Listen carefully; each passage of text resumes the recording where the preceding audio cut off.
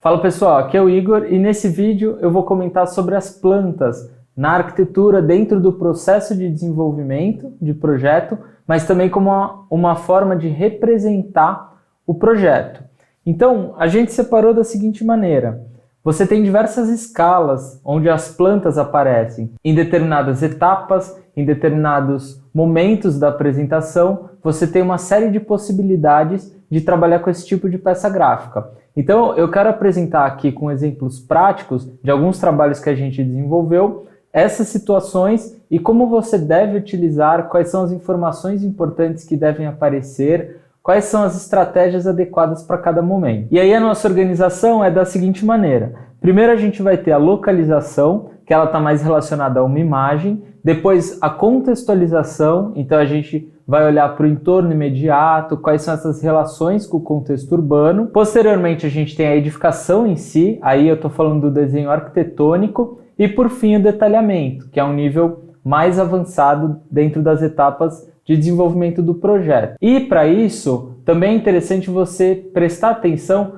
na NBR de representação gráfica, que é a 6492. Ela tem algumas diretrizes, algumas orientações que vão te ajudar não só na parte das plantas, mas diversos tipos de materiais gráficos e quais as informações relevantes que devem aparecer e quais os momentos apropriados. Também lá comenta sobre a escala e algumas regras da representação gráfica. Então, caso você não conheça, eu recomendo que você dê uma olhada nessa norma, porque lá já tem bastante informação importante para você se orientar. Antes da gente entrar de fato no conteúdo desse vídeo, eu peço que, se você ainda não é inscrito, se inscreva no nosso canal. Isso ajuda a gente a ampliar a discussão e chegar em mais pessoas. Se gosta desse tipo de conteúdo, peço que deixe o seu like aqui, que ajuda também no desenvolvimento do nosso trabalho que a gente faz aqui para esse canal do YouTube. E vamos para o conteúdo do vídeo em si. Esse primeiro exemplo aqui, ele não é um desenho técnico, ele é na realidade uma imagem que tem o objetivo de mostrar uma condição urbana específica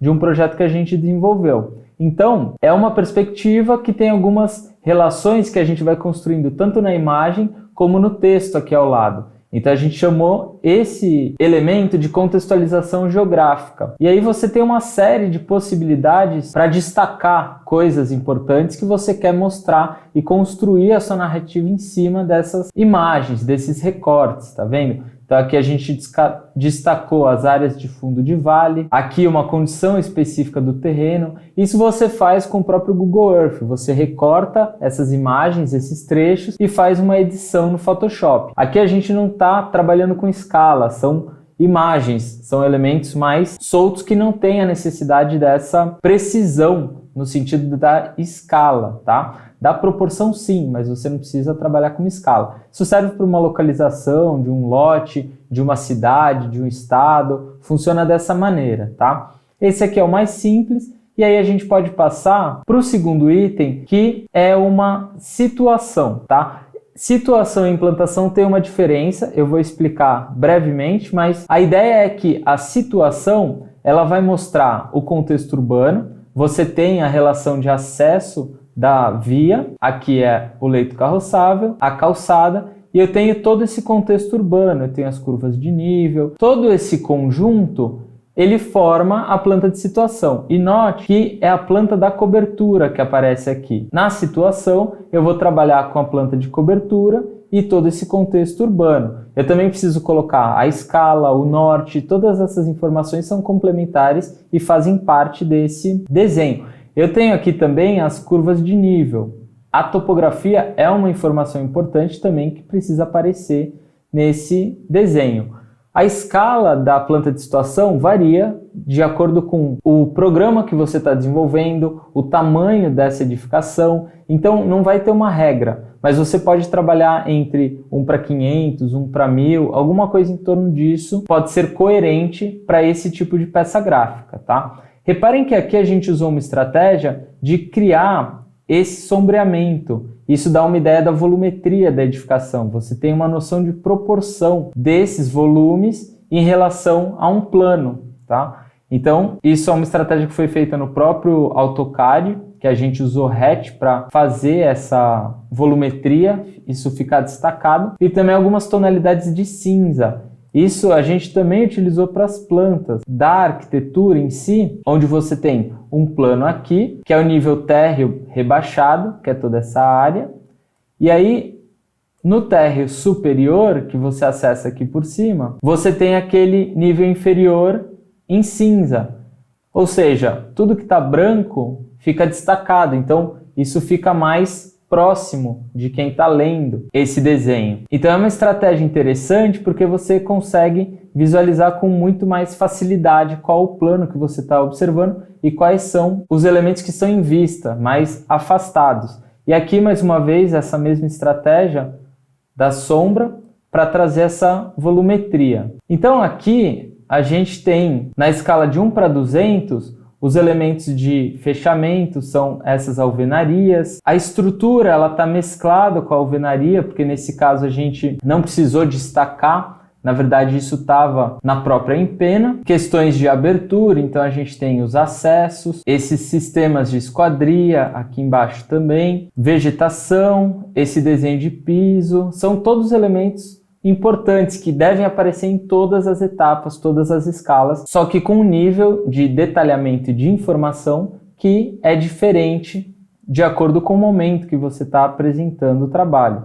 Esse desenho ele está em nível de estudo preliminar, então ele tem uma quantidade de informações que é limitada à escala, porque se eu colocasse muita informação nessa escala, ia estourar, não conseguiria ter uma leitura dessa informação. Então notem que os fechamentos, a estrutura, tudo está composto aqui de uma forma agregada e que nesse momento você não consegue diferenciar muito bem. Só em alguns casos que você tem um outro tipo de sistema, que aí a gente consegue ver um pouco melhor, mas quando é alvenaria e um pilar de concreto, por exemplo, você não tem muito essa percepção. Mas agora eu quero passar para uma implantação que a gente desenvolveu em um projeto, onde tem algumas coisas importantes que eu quero ressaltar. Primeiro, a implantação é uma contextualização desse entorno imediato, onde você tem um recorte de 1 a 2 quadras e as edificações ao lado, a topografia, é importante, o sistema viário, as calçadas, informações gerais como o norte, escala, as legendas, cotas de nível, tudo isso são informações que vão aparecer certamente, mas que nesse caso a gente tem agora o desenho do térreo.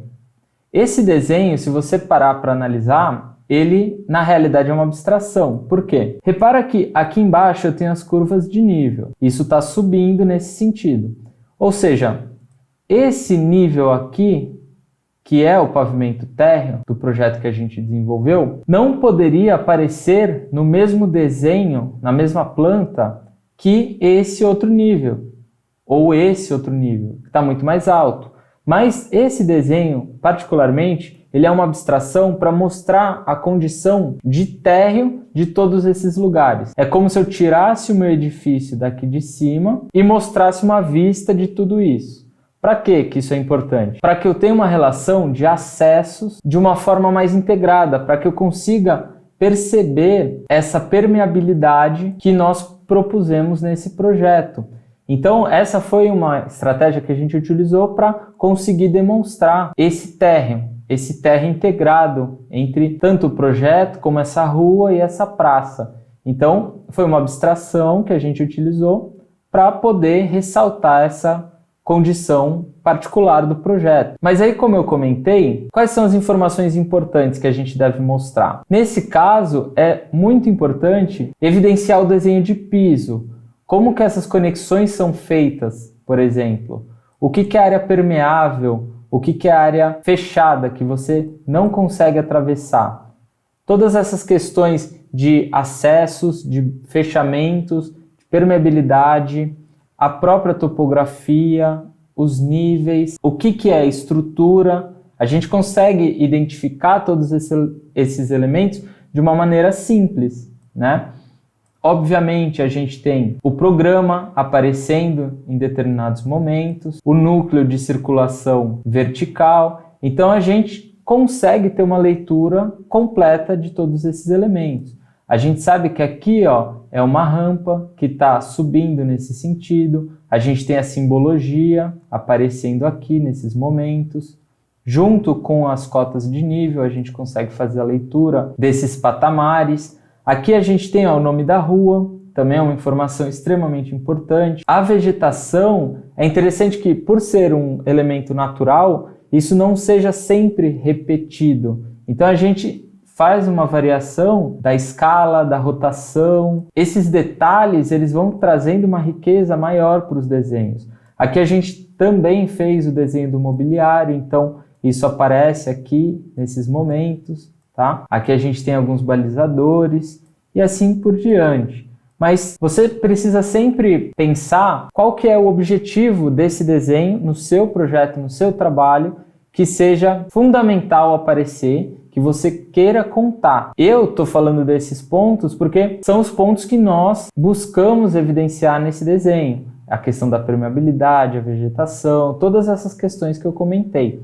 Então, você precisa sempre fazer uma reflexão crítica a respeito desse objetivo, do propósito do desenho, para que você tenha uma clareza a respeito dessa questão para comunicar de uma maneira mais apropriada, tá? Isso não só para esse caso, mas de forma geral, todos os desenhos que você está desenvolvendo, você precisa ter esse olhar um pouco mais atento. A escala de um desenho de implantação também vai variar de acordo com o tipo de programa, qual a dimensão desse projeto, qual o formato que você tem, qual é essa delimitação física. Então, tudo isso vai influenciar, a gente não tem também uma regra, mas também fica em torno de 1 para 1000, 1 para 500, algo próximo da planta de situação também. Agora aqui a gente tem um desenho arquitetônico, lembrando que ele também está na condição de estudo preliminar. Reparem que ele é um desenho um pouco mais simples, ele não tem um peso tão grande nesse contexto, é uma coisa um pouco mais sutil, tá vendo? E o que é ressaltado, de fato, é o projeto, é essa delimitação do terreno que apresenta o projeto. Então, a gente tem questões de fechamento, o mobiliário também ajuda a dar uma vivência e você também associar o tipo de programa que é proposto para esse espaço, quais são as atividades. Em conjunto, a gente coloca também quais são os programas. Você pode trabalhar tanto com a legenda em si, como os números que vão linkar para uma lista de legendas. A gente tem aqui a vegetação mais sutil, desenho de piso aparecendo também de uma forma um pouco mais leve. Questões de estrutura aparecem aqui, porque são estruturas que estão soltas da alvenaria. Mas nesse caso, a estrutura não aparece nesse desenho, porque ela está em conjunto com os fechamentos. Aqui a gente tem os elevadores, simbologia para vazio, escadaria, mais uma vez, vazio. A gente consegue perceber o que são essas áreas que não são fechadas, que não são como essa alvenaria aqui, por exemplo, né? A gente vê que tem um tipo de traço, uma espessura de linha que é diferente. E isso é importante porque o peso do desenho é fundamental para que você tenha uma compreensão desses espaços e da relação interna e externa. Nesse tipo de planta, onde a gente está demonstrando o projeto, a planta arquitetônica em si, você não tem necessidade de colocar as ruas, por exemplo, o entorno imediato. Você pode restringir um pouco mais em função da delimitação do espaço que você tem para trabalhar. Nós, particularmente, gostamos de deixar esses desenhos em volta do projeto para que você sempre tenha referência com esse contexto. Mas nem sempre é possível, porque às vezes você tem um espaço mais limitado. Nesse caso, a gente conseguiu utilizar esse contexto e eu acho, particularmente, que é mais interessante para você sempre ter uma relação, por mais que tenham gabaritos menores ou a rua seja distante, mas você vai sempre relacionar o projeto com o contexto. E acho que isso é algo positivo, até para que você tenha uma compreensão melhor do seu trabalho.